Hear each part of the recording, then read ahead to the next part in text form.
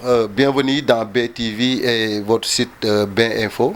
Tey ñu ngi am mbégte di jàkkaarloo ak Cheikh Ahmed Tidiane Diago nekkoon candidat ci élection yi ñu génn fii ci commune bu Jaxaay tey moom nga ñu war a seqal entretien exclusif après élection yi donc jàngat bi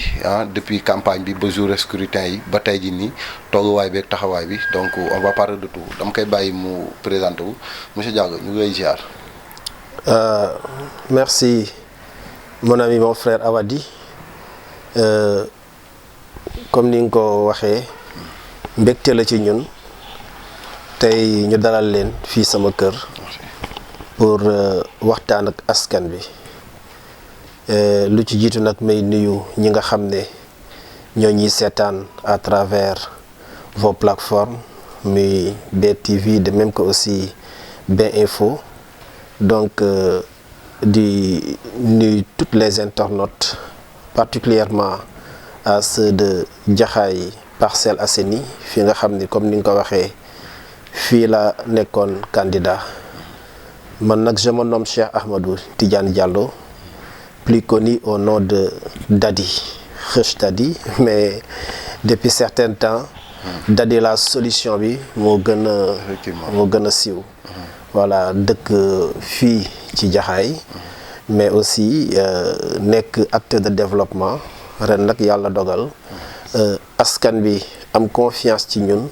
ba porter suñu candidature ñu dem ci bannière bu ñuy wax àndu nawle soxali suñu gox muy benn coalition composée que des partis indépendants. Donc ravi quand même de vous retrouver. Merci monsieur Diago. Alors wax nga ko parti indépendant ñoo soo gisee peut-être comme ni nga ko waxee acteur de développement nga et on yàgg nañu suivre aussi au niveau de Jaxaay nga fi def ay actions de développement et tout alors pourquoi demoo ci parti classique yi nga tànn parti indépendant yi nga xam ne mooy ànd nawle suqali sa gox. Non ànd nawle suqali suñu gox man personnellement je fais partie des initiateurs maanaam dew ma bootu ji. man bokk na ci ñu initier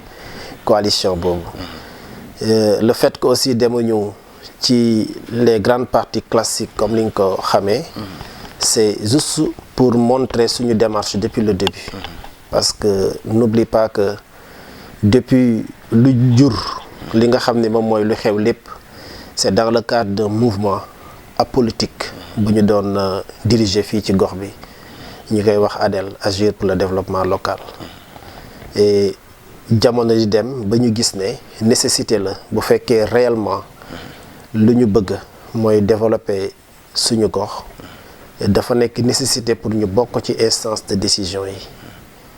donc loolu moo sabab ñu ne dinañ dem élections peut-être yàlla dogal entre-temps ak changement bu am ci code électoral bi ak nu ñuy élire maintenant le maire nous sommes obligés ñu dem saisir mais depuis que bu ñu amee xalaat boobu rek la ñu ne booy dem ci askan bi war nga préparer ci préparation boobu ñu produiroon des documents scientifiques benn bi ñu tuddee ko terme de référence ci terme de référence boobu ñu relaté woon nan la ñu bëgg demee au niveau des élections parce que dañuy gis ne instance de décision yi acteurs politiques yi ñiy militer ci parti yi dañ ci toog te dañu gis ne société civile bi foog mu am ci wàll moo tax depuis lors à travers ce thème de référence dañu ne woon ñun bu ñuy dem élection on préfère collaborer avec les associations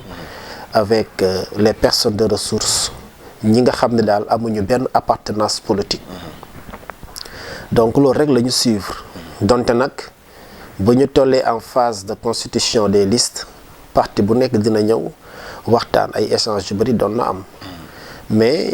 ñun comme du ñu ay politiciens am na yenn jeu aussi yoo xam ne mënuñu ci dem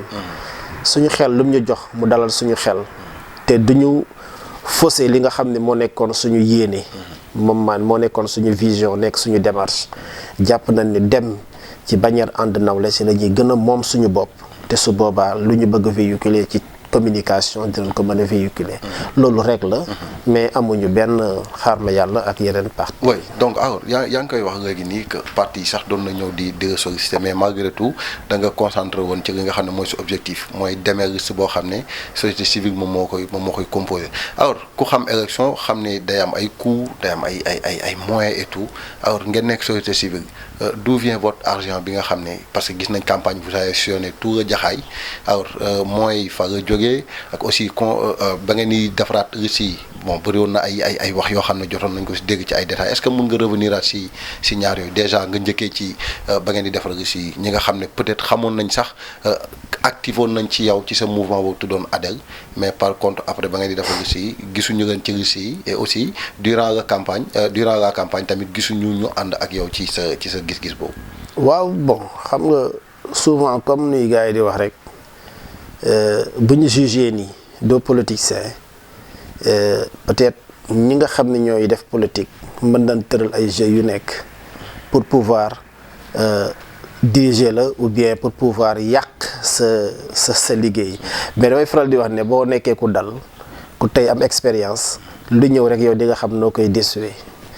ñun lu ñu dund lu gën a flagrant mooy boo jëlee le cas de Benno Bokk Yaakaar nga xam ne au moment des négociations ñoom mettre nañ pression bu baax pour ñëw ñu ànd parce que gisoon nañ lu dadi di représenté donc ci biir waxtaan boobu joxuñu leen li ñuy wax noonu laa la ko waaw non c'est-à-dire joxuñu leen woon d'une manière officielle ñi ngi waxtaan mais ci biir waxtaan boobu ñëpp xam na am na kenn koo xam ne jege nañu te ci ñun la nekkoon te daanaka mën naa ne ku ñu investir sax ñi jaay la ci moom direct donc ñun bu ñu defee xoolaat xam ni jàpp nañ ne lu ñu yor war nañu mën a permettre ñu demal suñu bopp parce que booy soog a dugg ci chaîne politique bi am na yu bëri yoo xam ne mën na la échapper bu ñuy constituer suñu liste pour déposer dem nañ ba ci jours yi ñu ngi xool naka lañ koy réorganiser waatee ba lépp mat mais comme moom moo yoroon dossier yi te amoon nañ yéene bu fekkee gis nañ ni conditions yi du réunir pour ñu dem ñu ànd ak ñoom comme objectif bi yëpp liggéey la mais entre temps bu ñu amee cuisine interne waxtaan gars yi ñu bëri dañu jàpp ne dem ak lu ñu am jël mooy lu gën donc ci saa c'est quand j'ai demandé de me faire venir les dossiers mais ñoom dañoo obligé saisir dossiers yooyu. waxuma la ñan ñoom waa Benno wala ki nekkoon ci yow génn. non waa Benno mais man ku may coller motif déjà mooy ku nekkoon ci man génn. parce que moom bu fekkoon def na yitte def taxaw bu mat man mi amoon jom ak courage jox ko suñuy dossier dina ko delloosiwaat à notre disposition. mais jotuñu ko mais au-delà de ça bu ñu leen waxee demuñu au lieu sax ñu bañ ñu jox suñu dossier mais dañ ko téye parce que objectif yi moo nekkoon bëgg nañ. ngeen forkloo ñu forkloo loolu mooy benn. la deuxième chose au-delà ci forkloo bi bu ñu xamee ni désuwe naa loolu te gis nañ man ñëw naa au niveau de la préfecture pour def dépôt suñu liste. dañoo obligé ñooñee ñoom ñu dugal leen ci seen liste mais juste pour sabotage la parce que xam nañ ni déjà ñu ngi ci sama liste. non dama bëgg ñu taxaw foofu ñan ngañ dugal sa liste mooy ñi nga xam ne yow da nga duggoon sa liste ba pare ñoom ñu téye dossiers yooyu. léegi dossiers ñooñu lañ jël dugal ko ñoom. dugalaat ko loolu ñoom ci seen liste. ok vas-y. te dugalaat bu ñu ko dugalaat. pour wax la ñi sabotage sax lañ ci jublu. kennum kooku rek ma la wax. moom la ñu téye ci seen liste proportionnelle. à la 5e position. mais tout le reste nekkoon ci biir ADEL di ay cadres ñii di ay ingénieurs en décentralisation dañ leen jël yóbbu leen ci mbalit ma dugal leen seen liste suppléant objectif bi ce n'est rien d'autre que ñu ngi lalaat beneen digg sërëx boo xam ne man tey su ma déposé te ñoom ñu njëkk ma déposé ñooñee mën na leen considérer ay doublons. ñu rocciwaat leen ma forclowaat mais comme ni ma koy faral di waxee booy liggéey am expérience lu ci bëri da nga koy bàyyi xel bu loolu amee effectivement noonu lañ ko defee mais Dieu a fait bi ma xalaatee ni lu mel noonu war na am si laa ci taxaw def si mesures yi ma ci war a mën a jël parce que une fois nga déposé am nga 72 heures pour irrégularisation yi nga xam ne moom moo ci war yëpp nga def ko pour que nga mën a jàll. ci diggante boobu nag laa réglé li ma réglé lépp. premier jour bi mooy fexe naa ba gars yi ñu jëloon seen dossier yi dama ko defoon 2 bu ñu téye benn man dugal naa. mais bi ma demee ba mu pressentiment mën nañ ma jouer le coup dama dem waxtaan ak le préfet parce que jox na ma cër jox naa ko cër am fi ma ko jaaree ñu def confrontation suñuy ñaari liste foofee nag laa gis ne effectivement 7 ci samay nit dugal na leen ñoom ci seen liste. mais est-ce que 7 yooyu noonu ñu dugal consentement amoon na si ñoom. consentement amul. moo tax bu ñu jógee foofu ñun lu ci waroon ci wàllu yoon def nañ ko parce que bi ma waxtaanee ak préfet ba ma xam ni liy am na préfet aussi ci gentillesse am mu échange ak man xamal ma carrément lu gën fii mooy comme ñoom ñoo la njëkk déposé yow yaay rocc boo roccee nga remplacer ko ak leneen man nag prévoir woon naa yeneen dossier yoo xam ne ñi ngi fi woon ci ñooñu laa jël rek dugal ñële génnee ñee mais ma ne su ma bàyyee doon day yomb ci laa continuer d'abord def recours ci liste bi attaquer directement liste bi déposer recours wane ni ñoom Benno Bokk Yaakaar dañoo investir ay nit ñoo xam ne ñi ngi ci coalition Andu Nawlé sans leur consentement donc am na usage de faux parce que ñoom dañoo signé ci place ñooñee. te ñooñu signé wuñu. signé wuñu. ok d'accord alors vas-y. donc bu loolu amee it luñ ci waroon def nañ ko mais ñun bi ñuy jot notification préfet dañu delloo nañu 72 heures yi passé na mais ñun xam nañ ni passé wul parce que de préfet date bu mu ñu joxee dossier bi ak date bu muy signé dossier bi ak date bu mu ñu koy jox dafa am xaar maanaam c'est pas le même jour la ñu ko jox. bu ñu ko joxoon le même jour dañuy nekk ci normes yi mais daf ko téye 2 jours si la ñuy soog a jot. li ci des kon foofu noonu vous accusez directement le sous-préfet. non on peut pas accuser le sous-préfet. peut-être mën na ko bañ a def d'une manière intentionnelle. donc mën na am moom ci administrativement nu mu doon doxalee. noonu lay doxalee lenn rek laa ciy bàyyiloo xel mooy ñoom waroon nañ def de telle sorte que candidat bu ñëw jël ci notification ñu defal ko décharge boo xam ne candidat bi en personne moo koy téye. mais malheureusement ce n'est pas le cas. les décharges foofee nga koy bàyyi. maanaam benn registre la booy signé pour wane ni jot nga sa notification. su boobaa yow doo am argument ou bien doo am preuve. justificatif boo xam ne moom ngay teg ci kanamu yoon pour mën a défendre li ngay défendre mais quand même noonu la mbir mi demee voilà. d'accord alors malgré tout dem sëgg si jàgg na bokk nga ci ñi nga xam ne ñoo doon jogante sànq maa nga ko doon posé alors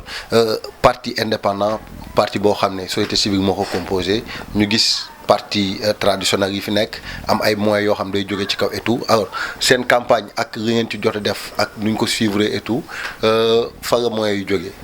bon alhamdulilah xam nga man ku ma xam ne tamit du politique mooy sama métier am naa activité te du ma ne yàlla jox na ma lu ne gàññ mais yàlla mi ngi may suturaal ba am naa loo xam ne au minimum su ma amee soxla mën naa ko ci def te Jaxaay Parcelles tolloon na foo xam ne ñun jaraloon lañu lépp lu ñu am ñu def ko ci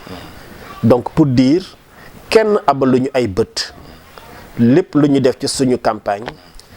comme la boo xam ne si ñun la jóge mais aussi di remercier la population de Jaxaay Parcelles ñi nga xam ne bi ñu lancé benn concept bi ñuy wax engagement communautaire génne ay carte d'engagement communautaire da ngay gis gars yi ku ci nekk dugal na ci sa dërëm ak sa ñaar dërëm. da nga doon jaay ay carte bien sûr c'est-à-dire amoon woon xaalis après nga jël ay carte di jaay population pour ñu jënd. boo dégloo sama kàddu di nga comprendre fi may waxee. nee naa la am nan yàlla may nañu loo xam ne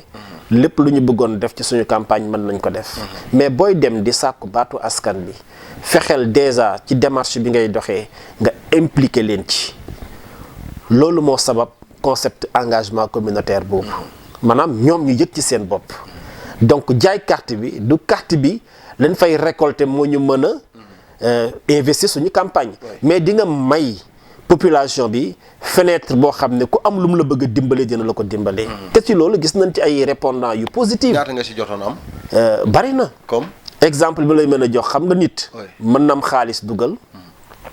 nit mën na am otoom dugal exemple bi mu lay jox boo jëlee en terme de revenu collecté nañ presque 750 000 francs. boo xam ne ci ay xaalis la yu ñëw ci nit ñi. boo jëlee ñi nga xam ne nag du xaalis la ñu joxe mais joxe nañ seen moyen am na koo xam ne otoom la joxe am na ñoo xam seen oto la ñu joxe imagine toi tey boo doon loué oto ngay fay 30 000 ou bien 40 000 par jour 15 jours yi xaalis la mais ñoom ñu jël seen oto mettre ko à ta disposition boole la ak chauffeur loolu luñ ci am ci ay nit yu ko def kenn xamul nu mu toll. daanaka convoi bi nga gisoon noonu yëpp amu ci benn oto boo xam ne loué nañ ko. à l'exception benn Njaga Njaay bu doon topp pour ñenn ñi nga xam ne dañ doon dem te place yi xajul ci yenn oto yi. ñu dugg ci. donc loolu day wane ni vraiment répondre nañ. ci engagement yi. d'accord alors yow est-ce que exactement ba nga doon dem élection gëmoon nga ne mun nga gagner nga fi nekk est-ce que gëmoon nga ne mun nga gagner nga fi nekk aussi bu ñuy waxante dëgg rek. xam nga. képp kuy dem élection. bu ma wax loolu xam naa ne képp kuy dem da ngay wax ne da ngay jàpp sa xel na wala ni dañuy jàpp ne mun nga gagné. mais yow mi nga xam ne yaa nekkoon candidat bi est-ce que gëmoon nga ne mun nga gagné Jaxaay. déggoo ma de. dama la ne man dama gëmoon ni damay gagné Jaxaay te stratégie bu ñu tegoon buñ ko réussiroon dañuy gagné Jaxaay. pourquoi réussir nga. mais loolu nag travail collectif la. kon dafa am ñooy. dut baaraam non pas dut baaraam. xam nga nit. dina am bëgg-bëgg ne nii laa bëgg mu doxee leneen ñëw doxee neneen mais loolu da nga koy sante yàlla ñun lépp lu ñëw on le prend d'une manière positive c'est ça qu'on nous a appris lépp looy def il faut nga jël ko d'une manière positive mais teewul boo amee objectif da ngay teg lu ñuy wax stratégie boobu nag boo ko réussir à 100% sa objectif di nga ko mën atteindre mais boo réussir stratégie bi à 100% man nam lacune mais du échec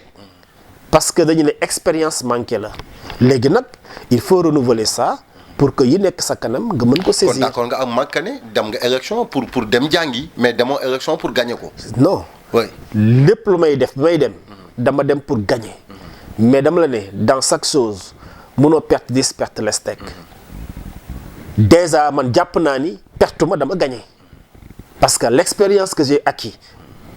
dama ko comptabiliser ci man comme victoire mais aussi li ma jot a am ci ay voix dama ko comptabiliser ci man comme victoire donc man jàpp man dama échec jàpp man dama am défaite. alors donc loolu mooy lu nekk. d'accord alors soo ma doon defal peut-être benn njàngat par rapport ak déroulement scrutin bi jour bi yi si xew ci Jaxaay yëpp ba muy jàll aussi tamit dégg nañ fi ay recours et tout alors ba ma doon defal bilan bi jàngat bi lu muy nekk. waaw man jàngat bi ma ci def déjà élection locale yi peut-être administrativement lañ ko tuddee élection locale mais enjeu bi dépassé na élection locale parce que dafa am benn régime bi fi nekk am ñi nga xam ne bari nañ am nañ frustration à travers ce régime ñu ci bari jàpp nañ ne tey peut-être la personnalité de Ousmane Sonko bi nga xam ne dafa bokk ci Yewwi Askan bi nekk na koo xam ne tey jii am na lu mu booster ci jeunesse bi ba léeg-léeg nit dina dem voter ji mais voté wul sax votam basé wu ko ci programme basé wu ko sax ci nit ki mais ci Yewwi Askan bi la ko basé mais man loolu lépp damay wax ne c'est des erreurs yi nga xam ne c'est l'État moo nekk en faillite parce que gis nga tey je vous dis une chose Ousmane Sonko mii nga xam ne moom la ñuy wax nekk njiitu Pastef je le respecte beaucoup mais jàppal ni tey c'est le président Macky Sall moo ko jox li mu am nii yépp moo ko tabax moo ko defar moo ko valoriser moo ko jox gëdd. d'une manière positive wala d'une manière négative boo xam ne dafa mujj wëlbatiku positif ci moom. non. Ouais. moom bu mu koy def c'est une manière négative mais c'est une manière négative mais quand même dafa nekk loo xam ne dafa traversé nekk maintenant lu positif à l'endroit de Ousmane Sonko mu exploité ko gis nga sénégalais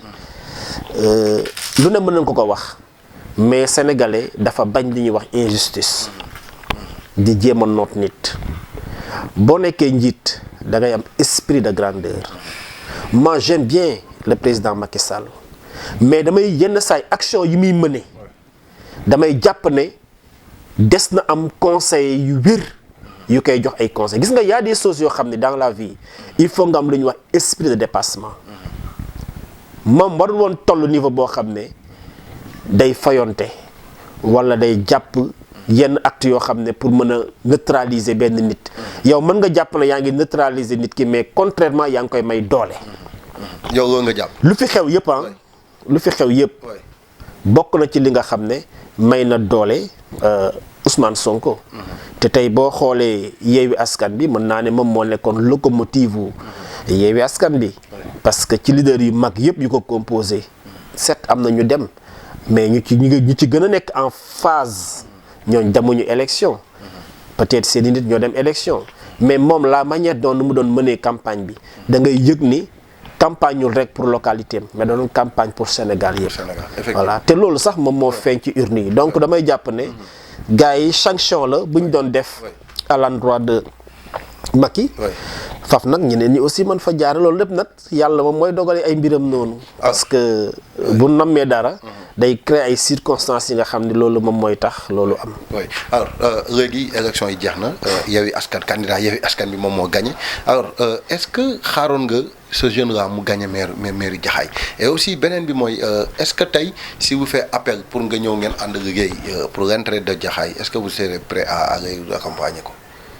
ah bien sûr tout d'abord